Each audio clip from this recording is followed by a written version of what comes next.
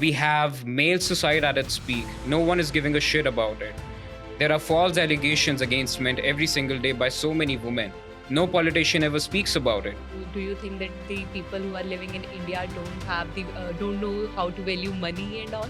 I think they know how to value money, but they are different than what they pretend to be. He's going against the religion. He was not aware about what a religion taught us. I'll say it's all fucking nonsense. Doesn't make sense. Well, if Indians are spending their life on getting education, I'm not saying education isn't important, but what India is preparing the students for is to be a slave for a corporate world we are living in today. Welcome back to another episode of Humari Baat. I'm your host Versha, and today we have a thought-provoking discussion on India versus West, where we will dive into the unique challenges and experiences of Indian abroad, touching on everything from the influence of Tate brothers to the Sikh community in Canada and the Khalistani issues in India. But to navigate these discussions, we have a very special guest, Sahil, with us. Sahil, great to have you with us today. Thank you, Osha. I really appreciate that. Sahil, given that you are on the same platform as the Tate brothers, I'm curious about your views as Tate brothers are known for their well spoken views on masculinity, discipline, and success. However, you're also on the same platform as Tate brothers. So, what are your views? Like, what do you think, how they impact, or how do you perceive their impact on young man today? Do you feel they are beneficial for the young man today, or there's some to be need of different narrative? Right. Firstly, I'm quite surprised that we have this question at the very beginning of this podcast we are having. And to be quite honest, I think they live a completely different life than I do. And as far as I'm aware, I think they have a really good influence over the young generation, specifically men. We all have came across to see young men having their physicality, their financial stability to be well organized. And I think we need more influencers like them. I'm pretty sure a lot of people who already know me might be aware that I've already admired their views on a lot of things. So I think they are necessary to be a part of the society we are living in today. We need to have influences like them. And as a man, I think I'm not blind. We are not blind. We are not dumb enough that we can't see what's happening around in the world. There are shitty ass influencers online who are trying to promote hate, who are trying to promote disingenuous things. And the elites of this world want the men to be weak, and they don't want them to have control over their life. So, coming back to your question again, I think we need influences like them. And specifically, the government, I think, doesn't care about what's happening right now. We have male suicide at its peak. No one is giving a shit about it. There are false allegations against men every single day by so many women. No politician ever speaks about it. And what's the reason behind that? Definitely, we all know they speak about the violence against women only because it helps them in gathering votes to be elected. Well, yes, on the influence of Tate brother, it is an influential admiration and controversy topic. Right. Well, we are so much thankful for have your views on this. Thank you. I have one more question that you are living abroad. So, do you feel to return to India someday, or do you see yourself to continue to live abroad? Quite an interesting questions. So I'll say probably not. I won't stay in India anymore. Oh, why? Like, I want to know why you don't want to live here in India and want to go abroad. You know, there is a saying that there should always be a valid reason behind doing something. I think I had one of those reasons to come back that doesn't exist anymore. Uh, but I'll say living abroad has taught me plenty of things, whether it's working hard, whether it's valuing time, valuing money, having value for money. And the difference, even if we compare India and the West, it's a completely irrelevant competition that we are having here. So, do you think that the people who are living in India don't know how to value money and all? I think they know how to value money, but they are different than what they pretend to be. I've literally had people coming up to me and saying, "Oh, India is a far better place than Canada, since Yes, we it at least is. have a traditional and culture." And I'm going to say it like this: because I've literally came across people like that because, and I sometimes laugh over things like these because I've seen people here who do outrageously bad things throughout the day, but at the end of the day, they go to the temple and believe and they assume this thing that they are doing good well in life. So I think that's not the case. And I'm going to give you an example for this thing. I should probably not be speaking about this, but I'm going to say it anyways. So I was speaking to this girl from Chandigarh who was a hardcore religious person, and she used to go to temples regularly and she used to post stories on it. And I used to know her for a while, but after a while, I came across such a news that I was a bit surprised that she used to sleep around with guys on the weekends. So I think it's not the religion that specifies that you are a good person or it displays your values or morals. I think that's not the case at all.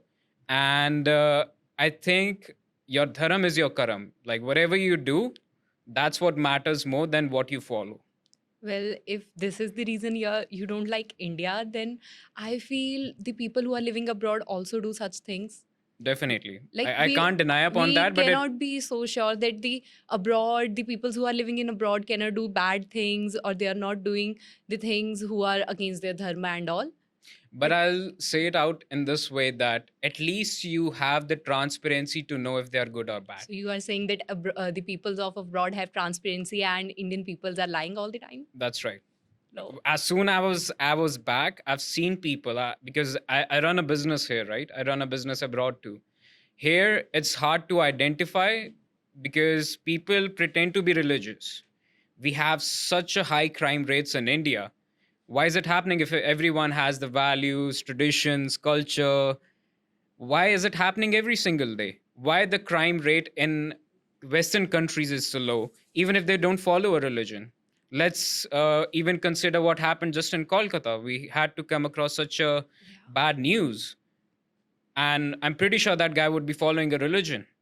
So I don't know where this is coming from, but definitely I think India is not the right place as people might assume it to be. Well, I guess the people who are attempting such things, the guy who attempts such thing in Kolkata, he might be not following the religion. If he is following the religion, he might not able to do such things. Mm-hmm. But he's going against the religion. He was not aware about what a religion taught us. If he was being taught by anyone Mm-hmm. that the religion is of this and you should not do such things, this is against the society and Mm-hmm. are bad things, I don't think so he's gonna do this.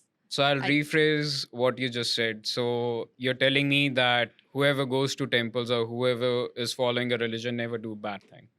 No, not like that. We all do at the end of the day. We might not intentionally, but unintentionally, we do such bad things. So But you it is think just a guilt. We right, go to the temples and we just pray to the God and just confront in front of the God that yes, in the whole day we do this, this, this, and we are just might be sorry for this and won't attempt this thing in future again.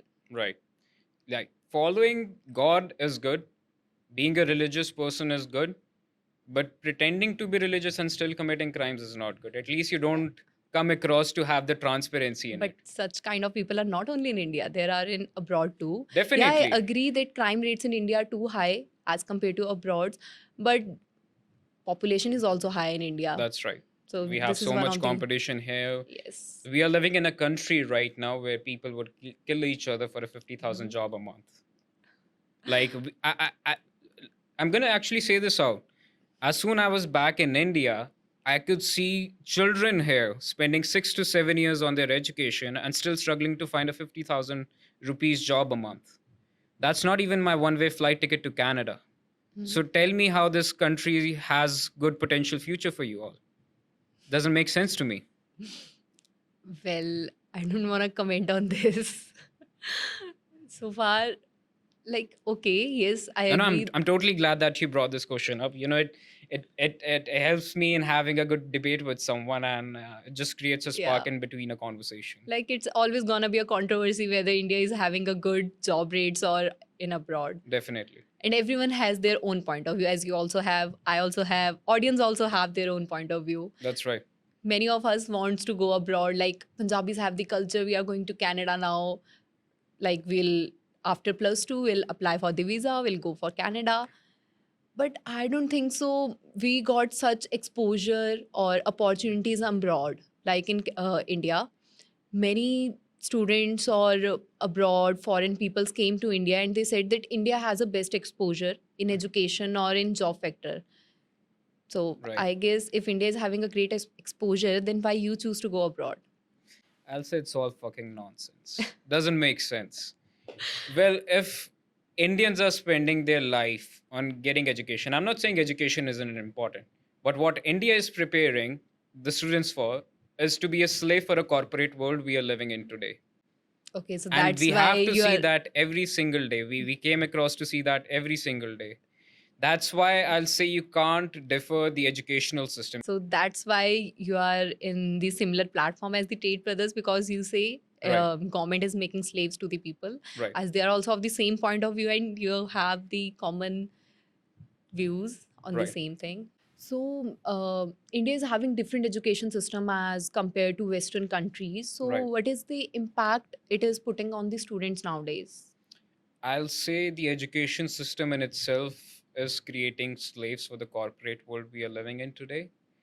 And talking about education, I think it's important, but there is a big difference. I'm going to say it out actually right now. There's a big difference between learning something and doing something. I think staying abroad helps you in having a wide spectrum of opportunities. They're waiting for the people who are ready to act, not just to learn. If you're just spending 7 to 8 years on studying something, but you haven't done it ever once in your life, Mhm. how are you going to tell me? Explain to me this genuinely. How are you going to compare? How are you going to compete with someone who has practiced that without learning? We came across so many people in this world who didn't went to who never went to college. Let's even consider Elon Musk, one of the biggest personalities, one of the biggest businessmen we are having in this world today, who is necessary right now to be to show to have at least our points to be displayed online. He just recently bought Twitter, and now it's renamed to be X platform. Even without 90% of the staff, he's still able to manage to run it. Mhm. So I think education is important, but it's not going to help you ultimately in life. You need certain skills, and skills come through practice. Okay, so I guess for practicing we need knowledge too, and the theoretical knowledge is important as well. I'll say definitely knowledge is important. Learning is like having an education is a key part of someone's life, but it necessarily doesn't make you successful. I have people smarter than me working for me. So I don't consider them to be smart. I consider them to be more knowledgeable than me, but they're not smart as me, I'll So say. can we consider behind your success that there is a practical knowledge and no theoretical knowledge? Definitely, there is theoretical knowledge, but we have more theoretical people in this world than practical people. Yes. Okay, quite interesting. And well, I wanna have more views on some issues like being so far in last few months, Khalistani issues have been raised so much that do you feel that social media or digital platform are influencing the Khalistani issues or they are putting an impact on Khalistani ideologies? I'm pretty sure we might have all seen the videos or the reels that come across on social media where they're having total hatred against our nation and the government. And I'll say to a degree it's valid, but I can't stand burning our flag abroad, the Indian flag being burned abroad. I can't stand that. I understand that certain communities have faced a lot of struggles in a country like India, but Khalistani movement in itself, I think, re- doesn't represent our country in a good way abroad. And I don't understand the Sikh community, not just specifically the Sikh community, the entire Punjabi community in itself, who are doing weird things abroad. Like you didn't leave your family, you didn't leave your country to go out and protest, have protests against our nation and burn our flag. You want to outgrow these things, right? Yes. So you're going there to have a better future. You're not just replacing your land, you're replacing yourself as well, for considering your personality. So I think those kind of movements are are something that I don't support. And these are kind of the things that will never end because it's all politically more motivated again, and I'll say it out again. So I think it's better to take this conversation ahead instead of having such a controversy. Okay, sure.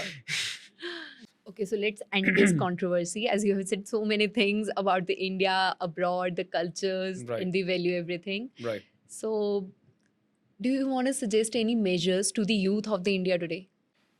Initially, I'll say stop wasting your time here. Just migrate to a different country. What all opportunities? Like, look at your situation right now, where you're sitting at right now. Does your family has a good financial background? Okay, if they have, you can work upon your family business. Forget about wasting your time here and there. Secondly, fuck the comfort. And I've said it out so many times. I've had people coming to me, oh, the Chandigarh is such a beautiful place, the food and everything. Like, what are you gonna do in Chandigarh? Fuck even Chandigarh. Like, there's no point if you're not making any money. What are you gonna do with your life? So I'll say move abroad, struggle hard, and your journey is gonna be alone. Actually, there is a saying that whenever there is a warrior who goes to a war and he comes back to home, he's different. Like, you can see it in their eyes. I think that's what happens to the people who go abroad. Like, you get to know the reality of the world. It's not the strawberry world that people usually display in front of you. So you need to live in the reality, be logical, be practical, work hard. You totally have a different journey. No one's going to help you. Okay, your parents going to pass away someday. That's the unfortunate reality. The pet you're loving every single day that you have at your home is he's even the pet's going to leave you. So you're alone in this world. As soon as you realize that and you start working upon your shit, you start becoming physically active.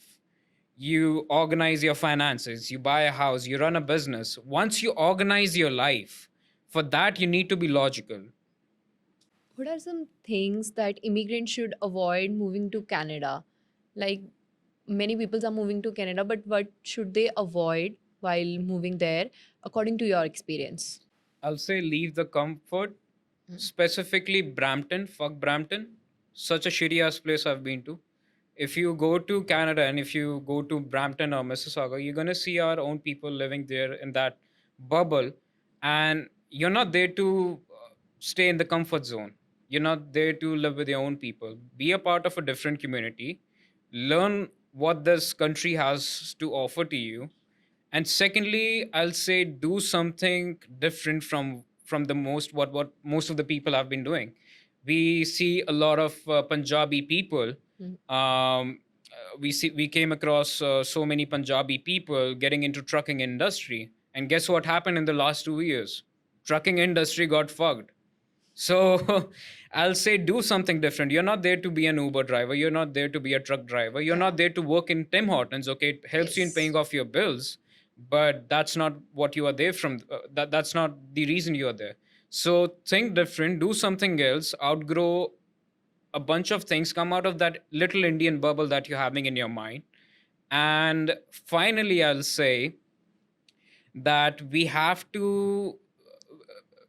see so many things over there that our own community is not behaving well. I'll say behave well. That's the most important thing that immigrants should be considering. We see so many bad things that literally embarrass the entire community. I've seen so many videos online in which our people are doing embarrassing things in the public. They're dancing in public, they're having road rages, and you're not living in a fucking pind. You're living in a civilized society, so you should know very well how to behave.